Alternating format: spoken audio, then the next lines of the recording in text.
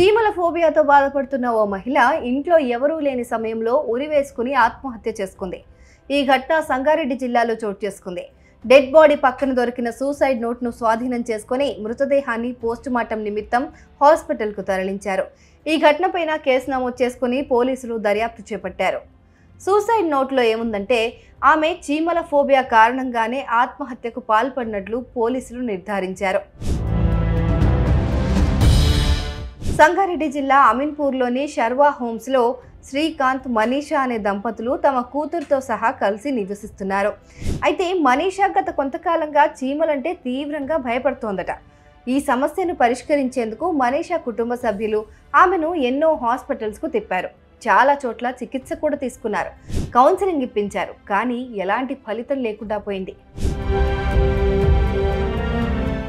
దీంతో తీవ్ర మనస్తాపానికి గురైన మనీషా మంగళవారం ఇంట్లో ఫ్యాన్కు ఉరివేసుకుని ఆత్మహత్యకు పాల్పడింది. సాయంత్రం ఆఫీస్ నుంచి ఇంటికి వచ్చిన భర్త బెడ్రూమ్ లోపల నుంచి గడియపెట్టి ఉండటం గమనించి స్థానికుల సాయంతో డోర్ను బద్దలు కొట్టాడు. లోపలికి వెళ్లి చూడగా రూమ్లో భార్య ఫ్యాన్కు ఉరివేసుకుని విగతజీవిగా కనిపించింది. అది చూసిన భర్త కన్నీరు మున్నీరుగా విలపించాడు.